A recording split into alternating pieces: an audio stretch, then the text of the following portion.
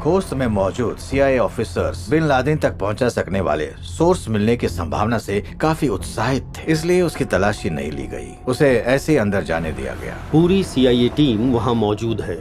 Contractors, special forces, analysts और case officer, सब लोग उसी का इंतजार कर रहे हैं। ये वाकई बहुत बड़ी डील हो सकती है। वहाँ उस वक्त काफी तनाव था। वो कार की दूसरी तरफ से निकला और हमारे सिक्योरिटी वालों ने वहाँ जाकर कहा कि लिबास से अपने हाथ बाहर निकाल लो। उन्हें फिक्र हो रही थी कि वो हाथ नहीं निकाल रहा था। उन्हें समझ में नहीं आया कि वो आदमी ही बॉम्ब था।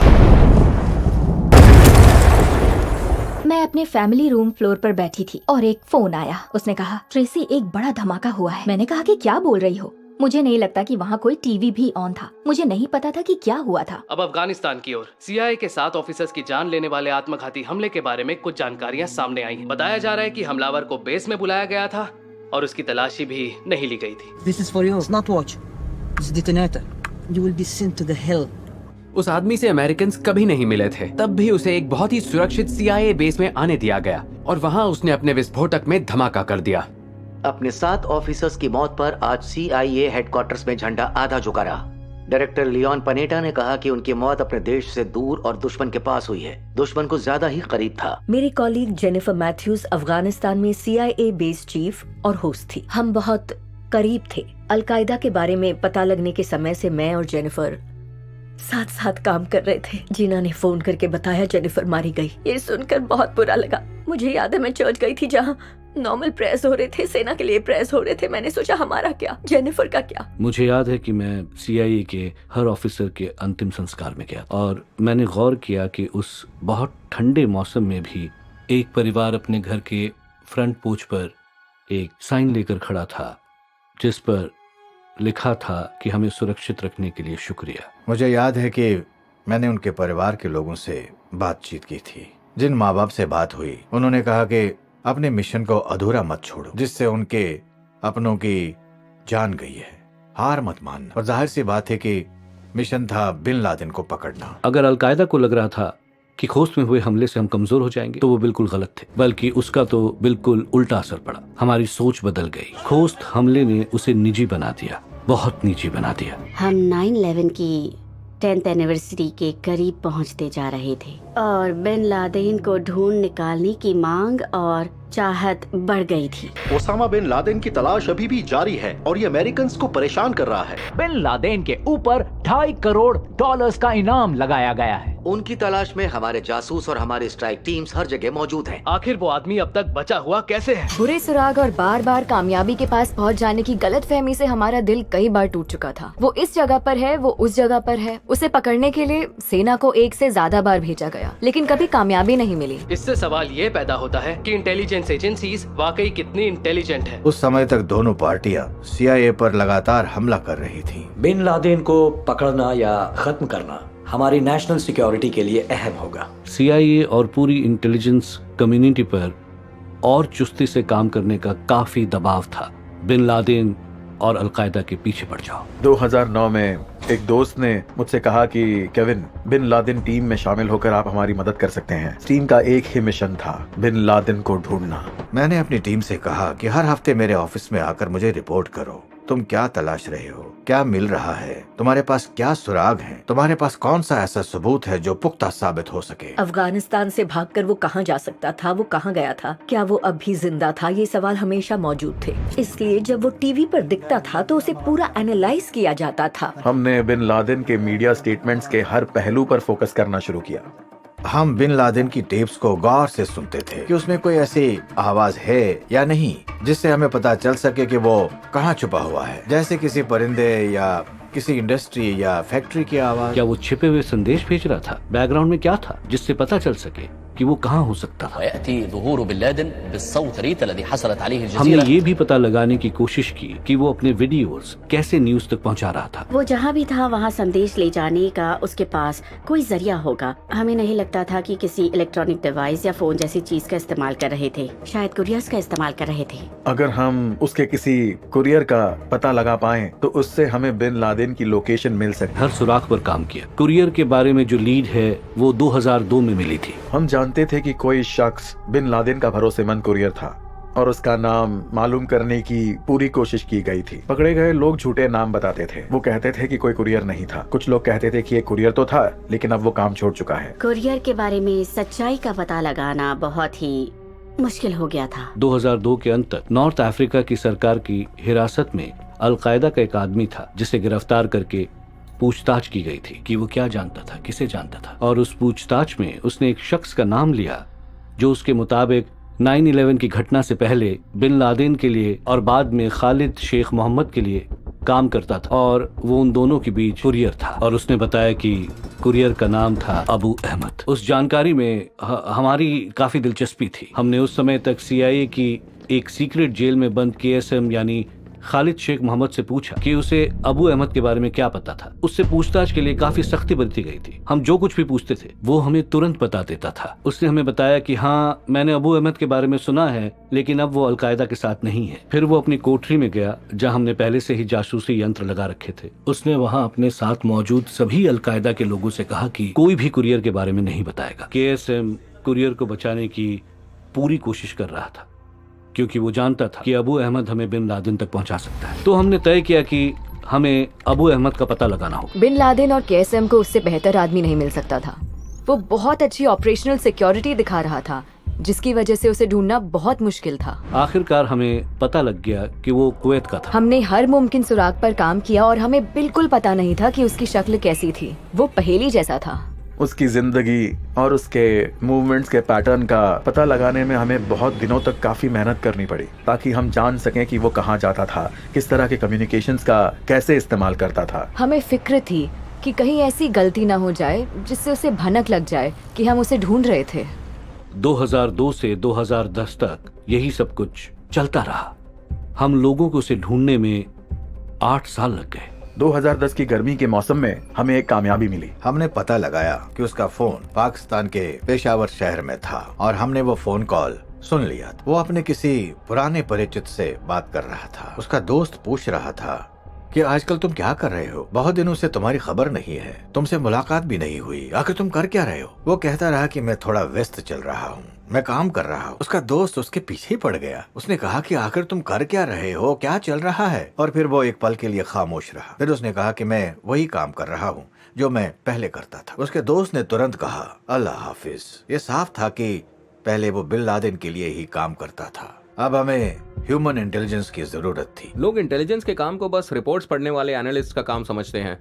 इसमें सड़क पर भी काम करना पड़ता है। टास्क फोर्स कमांडर होने के नाते मैं ग्राउंड पर नहीं था, मैं काबुल में था और फिर उस इलाके में कई जगहों पर रहा था और मुझे उस सारी इन्फॉर्मेशन को वैलिडेट करना था। हमारे पास क्या इन्फॉर्मेशन थी, हमारी राय में हमें क्या मालूम नहीं था, हमें क्या दिख रहा था। हमने कुरियर को एक छोटी सफेद SUV में बैठते हुए देखा।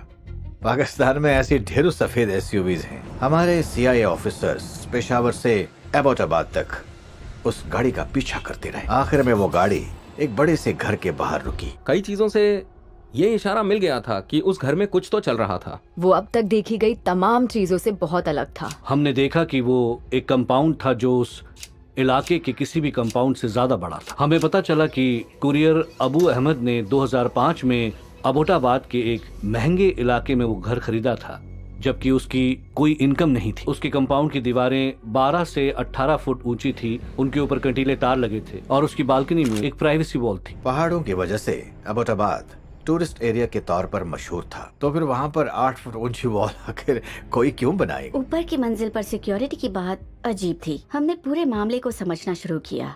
वहाँ कोई था जो सामने नहीं आना चाहता था, बिल्कुल भी नहीं। इससे बहुत शक हो रहा था और पूरी टीम इसे लेकर सतर्क हो गई।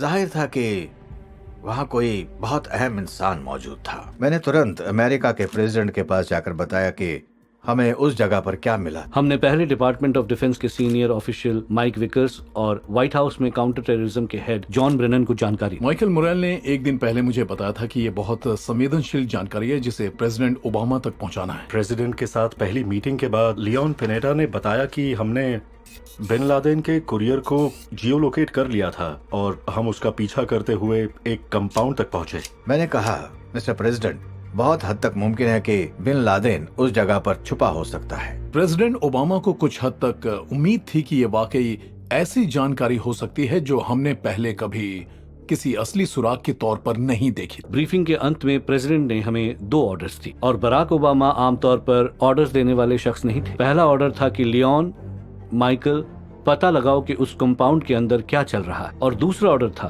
कि इसके बारे में किसी को मत बताओ। ये एक सर्कल ऑफ ट्रस्ट था। हमारी सरकार में किसी और को इसके बारे में नहीं बताना था। हमने लगातार नजर रखना शुरू किया और हम उस कंपाउंड में हर गतिविधि पर निगाह रख रहे थे। कोई भी जानकारी हासिल करना बहुत मुश्किल था। वहाँ कोई फोन या फिर इंटरनेट नहीं था।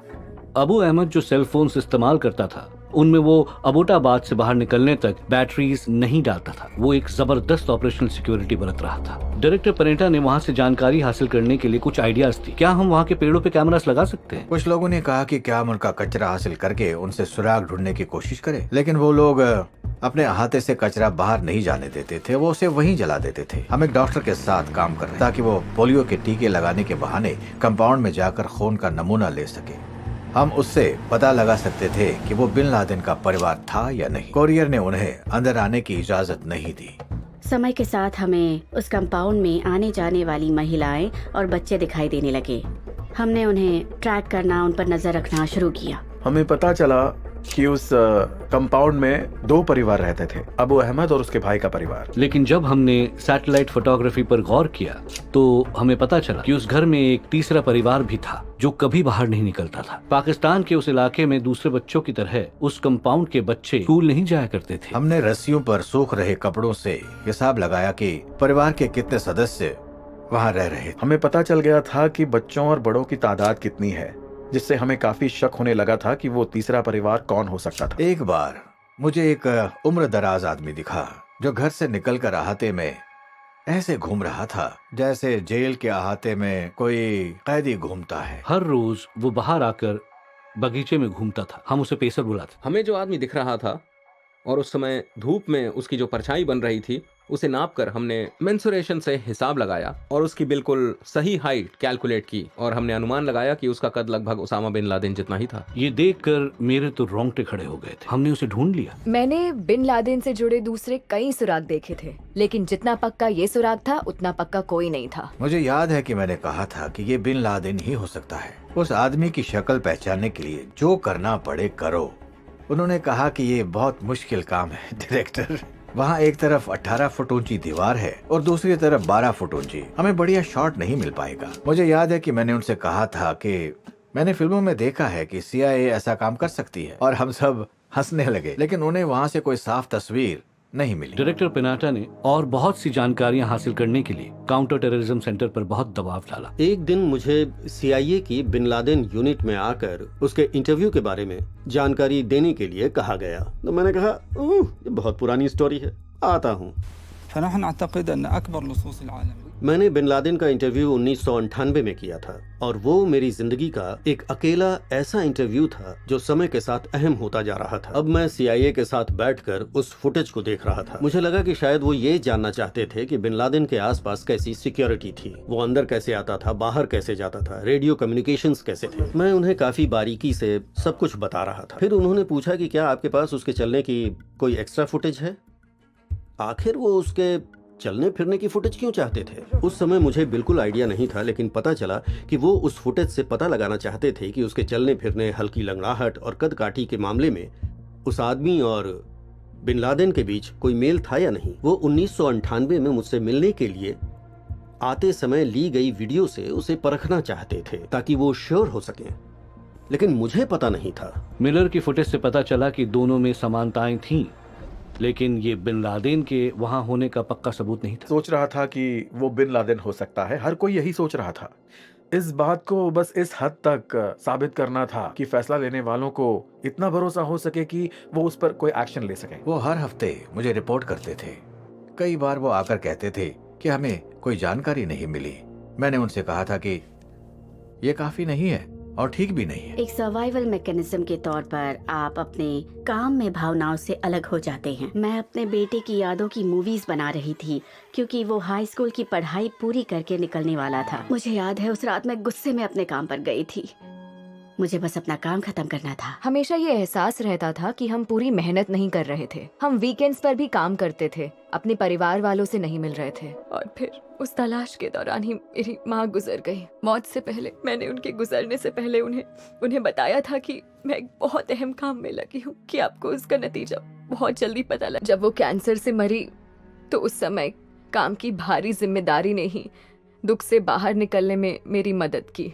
मैं जानती थी काम अच्छा चल रहा है। मैं ये इंटेलिजेंस केस बनाने में लगी थी कि बिन लादेन उस कंपाउंड में मौजूद था। उस समय ये पक्की जानकारी हासिल करना बहुत मुश्किल था कि वो वहाँ पर उसी अहाते में था, जो कि बहुत ही मुश्किल था। ये भी डर था कि बिन लादेन को पता चल सकता था कि हमें उसके ठिकाने की जानकारी मिल चुकी थी। बिन लादेन किसी भी पल उस कंपाउंड से जा सकता था, इसीलिए वहाँ से जानकारी जमा करना जोखिम का काम था। हम उस कंपाउंड पर हमला करने का फैसला लेने के काफी करीब पहुंच रहे थे। प्रेसिडेंट जानना चाहते थे कि हमारे लिए वहां से और इंटेलिजेंस हासिल करने और बिन लादेन की मौजूदगी की पुष्टि करने की कितनी संभावना थी। हमारे पास 100% सबूत नहीं थे कि बिन लादेन वहाँ मौजूद था। सर्कमस्टेंशियल केस था, उसके वहाँ होने का कोई भी ठोस सबूत नहीं था। मैंने कहा, मिस्टर प्रेसिडेंट, आप समझ लीजिए कि सद्दाम के पास सामूहिक विनाश के हथियारों की मौजूदगी का मामला अबोटाबाद में बिन लादेन के होने से बहुत ज्यादा मजबूत था। उस कमरे में जैसे खामोशी छाई हुई थी। वो नेशनल सिक्योरिटी का एक बड़ा फैसला था। उनके राजनीतिक सलाहकारों ने बताया था कि अगर ये ऑपरेशन नाकाम रहा तो जनता में उनकी छवि को बहुत नुकसान होगा। मेरी नजर में ऐसे ऑपरेशन में सबसे बड़ा पॉलिटिकल रिस्क था, जिसमें अमेरिकी सेना के कुछ लोगों की मौत भी हो सकती थी, कार्टर वाले मामले की तरह।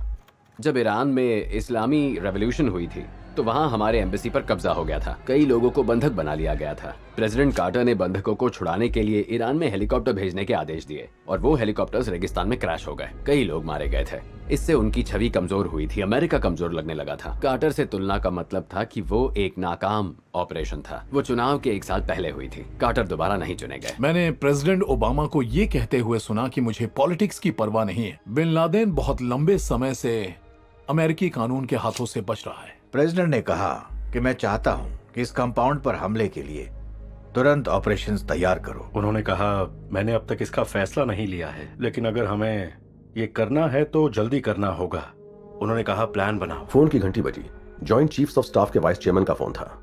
उन्होंने कहा कि CIA को लगता है कि उनके पास ओसामा बिन लादेन का एक सुराग है। उनकी आंखें चमक उठी। ये सील है। ये एक सपने के सच होने जैसा था। मेरा काम है बंधकों को छुड़ाना और आतंकवादी संगठनों पर छापा मारना, लेकिन करियर का सबसे बड़ा मिशन था। बदकिस्मती से 1 साल पहले मुझे क्रॉनिक लिम्फोसिटिक ल्यूकीमिया यानी कैंसर का पता चला था। उस समय तक वो कैंसर उतना नहीं बढ़ा था कि मैं अपना काम ना संभाल पाऊं। वो चाहे जितना भी बुरा था, लेकिन उससे मुझे एक्शन के लिए कवर मिल गया, यानी मेरे पास वापस अमेरिका जाने की एक सही वजह थी। इसलिए मैं वॉशिंगटन DC पहुंचकर CIA के डायरेक्टर लियोन पनेटा से मिला। उन्होंने मुझे उस कंपाउंड के बारे में बताया। मैंने कहा कि देखिए, आपको इस कंपाउंड पर छापा मारने के लिए एक ऑपरेशन तैयार करना है, ऐसा ऑपरेशन जो बिल्कुल सटीक हो। ये काम करने के लिए हम अमेरिका के सबसे अच्छे लोगों का चुनाव करने वाले थे। हम इस मिशन में सील्स का इस्तेमाल करने वाले थे। सील टीम 6 नेवी में टियर 1 यूनिट, पहले सील टीम 1 और सील टीम 2 थी, और फिर 1980 के आसपास कमांडर रिचर्ड मार्सिंको ने सील टीम 6 बनाई। उन्होंने 6 नाम इसलिए दिया क्योंकि वो जानते थे कि रशियंस बोलेंगे सील टीम 1 है, सील टीम 2 है और फिर सील टीम 6 है, तो 3, 4, 5 कहाँ है ना कमाल का काउंटर इंटेलिजेंस। हम ज्यादातर बोलते नहीं है, हम बस अपना काम करते हैं। हम हाल ही में अफगानिस्तान से लौटे थे और हम मायामी फ्लोरिडा में डाइविंग कर रहे थे। बीच पर अपने साथियों के साथ कुछ समय बिता रहे थे। एक रात हम बाहर थे और तभी फोन करके हमें वर्जीनिया बीच पर आने को कहा गया। हमें पता नहीं था क्यों। हम नाखुश थे क्योंकि इधर उधर करने का कोई फायदा नहीं होता। उसमें कुछ बकवास बातें बताई जाती हैं जिनका कोई मतलब नहीं होता। ये सब फालतू है। जलालाबाद से लौटने के बाद हम मायामी का इंतजार कर रहे थे। जब उन्हें यहाँ बुलाया गया था तो वो अपनी छुट्टी के बीच में यहाँ आए थे और उनके हाव भाव से जाहिर था कि वो उससे खुश नहीं थे। उन्हें लगा कि उन्हें किसी एक्सरसाइज में शामिल किया जा रहा था। हमारी गाड़ी एक मामूली सी जगह पर रुकी। वो एक स्कूल की छोटी सी 1 मंजिला इमारत थी। बाहर गार्ड्स थे। हम अंदर जाकर बैठे। वो एक क्लासरूम जैसी जगह थी जहाँ व्हाइट बोर्ड्स थे। हम उन्हें ब्रीफिंग रूम में लेकर आए। CIA ब्रीफर वहाँ आया और उसने उन्हें बताया कि उन्हें नॉन डिस्क्लोजर अग्रीमेंट साइन करने होंगे, जो कोई अनोखी बात नहीं थी क्योंकि हम कुछ बहुत सेंसिटिव ट्रेनिंग करते थे। CIA की ऑफिसर ने बोलना शुरू किया और मैंने उससे अबोटाबाद सुना। मैंने पहले कभी उस शहर का नाम नहीं सुना था। आज भी मेरे रोंगटे खड़े हो जाते हैं। ये एक शहर था दूसरे देश में जिसके बारे में कभी नहीं सुना था। उसके बाद सील टीम 6 के कमांडिंग ऑफिसर ने बड़े आराम से वहाँ आकर कहा, जेंटलमैन, हम ओसामा बिन लादेन के पीछे जा रहे हैं। टारगेट है ओसामा बिन लादेन। मैंने सोचा कि ये मॉडर्न हिस्ट्री का सबसे इम्पोर्टेंट मिशन है। और इस टीम का हिस्सा होना सम्मान की बात है। लेकिन उन्होंने एक बात कही कि ये टाइम सेंसिटिव है। अमावस की रात आने तक हमारे पास 2 हफ्ते का वक्त है और फिर उन 2 अंधेरी रातों में हमें इस मिशन को लॉन्च करना है। जेंटलमैन, ये कोई एक्सरसाइज नहीं है, हमें इस काम को अंजाम देना है, इसलिए फौरन तैयारी शुरू कर दीजिए। हमारा काम था उन्हें अपने काम के लिए तैयार करना। हमें उनके काम के लिए उन्हें टूल्स देने थे। इस मामले में हमने कुछ अलग तरह से काम किया। हमने तय किया कि हम उनके प्रैक्टिस के लिए ठीक वैसा ही एक कंपाउंड बना सकते थे। वो बाहर से ओसामा बिन लादेन के कंपाउंड जैसा ही था। अब सील टीम के लोग वहां आकर ऑब्जेक्टिव पर अपने टैक्टिकल मूवमेंट पर प्रैक्टिस कर सकते थे। हेलीकॉप्टर पायलट्स अपने प्रोफाइल्स की प्रैक्टिस कर रहे थे। सील्स हेलीकॉप्टर से रस्सियों के सहारे 3 मंजिला इमारत की छत पर और फिर अहाते में उतर सकते थे। हमने ये ट्रेनिंग इतनी बार की कि हमारे हाथ दुखने लग गए थे। हमने कहा कि बस हमने अब साबित कर दिया है कि हम रस्सियों से तेजी से उतर सकते हैं। हमें कंपाउंड का आकार पता था और हम ये भी जानते थे कि बिल्डिंग्स कहाँ थी। हमें बस ये नहीं पता था अंदर से इमारत कैसी थी। क्या वो खुली जगह थी या फिर आपको कॉरिडोर में घुसना था जिसमें दोनों तरफ कमरे बने हुए हों? यानी कि वो स्ट्रक्चर मॉड्यूलर था, समय के साथ उसे बदल दिया जाता था। वो इस काम में इतनी सावधानी बरत रहे थे कि वो हर रात कंपाउंड को पूरी तरह गिरा देते थे ताकि दुश्मन के सैटेलाइट को पता ना चले। जहाँ तक उनकी ट्रेनिंग का सवाल है, उन्होंने 100 से ज्यादा बार की। आप बार बार लगातार प्लान करते हैं, पूरी मेहनत के साथ प्रैक्टिस करते हैं और हर रुकावट का ख्याल रखते हैं। हमने मामूली लगने वाली बातों की भी ट्रेनिंग की, जैसे हेलीकॉप्टर में कहाँ बैठेंगे, किस चीज पर बैठेंगे, कौन सी चेयर इस्तेमाल करेंगे, कुत्ते कहाँ जाएंगे, मान लो कोई कार वहाँ से निकली या रस्सी टूट गई। अगर इस आदमी को गोली लग गई तो क्या होगा? अगर कमरे में धमाका हो गया तो क्या होगा? अगर हम 24 में से सिर्फ 12 लोग बचे तो क्या होगा? वो ऐसी चीजें तोड़ फोड़ रहे थे जिन्हें फिर से बनाना था। फिर एक दिन हमारे बॉस ने कहा सबसे बुरा क्या हो सकता, और एक जवान शख्स ने कहा कि हेलीकॉप्टर भी तो क्रैश हो सकता है। और हम सब उसकी तरफ देख रहे थे कि तुम ये किस तरह की बातें कर रहे हो। इस ऑपरेशन के लिए मेन स्टेजिंग बेस सरहद के अफगानिस्तान वाले हिस्से में जलालाबाद में था। दोनों जगहों के बीच 350 किलोमीटर की दूरी में कई तरह की दिक्कतें थीं। इसमें काफी बड़ा जोखिम था। हमें पाकिस्तान के हवाई इलाके से गुजरना था। वो कंपाउंड पाकिस्तान के वेस्ट पॉइंट के पास था, जो मिलिट्री एकेडमी और अन्य अहम मिलिट्री इंस्टॉलेशंस का ठिकाना था। वो वहाँ एबोटाबाद में फौजी अफसरों को ट्रेनिंग देते थे। हमें बहुत सावधान रहने की जरूरत थी क्योंकि अगर उन्हें खतरे का पता चल जाता तो वो कुछ भी कर सकते थे। इसीलिए पाकिस्तान के साथ हमारी जंग शुरू हो सकती थी। वो स्पेशल फोर्सेस, इंटेलिजेंस सर्विस, एक एयर फोर्स, एक आर्मर्ड फोर्स, न्यूक्लियर वेपन्स वाली फौज थी। क्या हम उनकी नजर में आए बिना 162 मील का सफर तय कर सकते थे? इसलिए हमने जायजा लिया कि पाकिस्तान के रेडार सिस्टम्स कहाँ थे और हमें उनके रेडार से बचकर जाना था। पाकिस्तान में उड़ान भरने में कई तरह की मुश्किलें थीं। अंदर आना बाहर जाना दोनों मुश्किल था। वो हमें मार भी सकते थे। मैं मजाक करते हुए अपने साथियों से कहता था कि हमें इसे सीरियसली लेना चाहिए क्योंकि ये 1 वे मिशन है। हो सकता है वापस नहीं आए, हो सकता है ये हमारा आखिरी मिशन हो। और फिर हैंगर के एक कोने में पहुंचे तो हमें वहाँ हेलीकॉप्टर्स दिखे। हमारे पास 2 खुफिया किस्म के हेलीकॉप्टर्स थे जो रडार पर आसानी से दिखाई नहीं देते थे।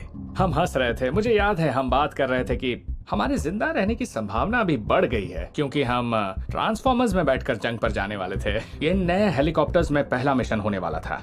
मुझे नहीं पता उनकी कितनी टेस्टिंग हुई थी, पर उनकी टेक्नोलॉजी कमाल की थी। ये ऑपरेशंस बहुत खतरनाक होते हैं, इसलिए तो हम मशीन गन्स ले जाते हैं। ये हाई रिस्क हैं, खतरनाक हैं और इसमें फेल होने का चांस ही नहीं। एडमिरल मैक्रेवन ने आइडिया दिया था कि हम तुम लोगों को जलालाबाद अफगानिस्तान भेज देंगे और सिग्नल मिलते ही तुम लोग रवाना होने के लिए तैयार रहना। बच्चों को गुड बाय कहना हमेशा मुश्किल होता है।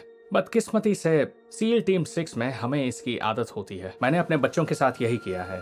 जब वो बहुत छोटे थे तब से लेकर अब तक हर बार गुड बाय कहने पर अंदर से बुरा लगता है। उस पल आप कुछ नहीं कर सकते, उन्हें बस गले लगकर निकलना होता है। उन्हें पता था कि आप गुड बाय कह रहे हैं और शायद आप वापस ना आए। वो समझ सकते थे क्योंकि उनके कुछ दोस्तों के डैड्स तो घर वापस भी नहीं लौटे थे। पता था उन्हें।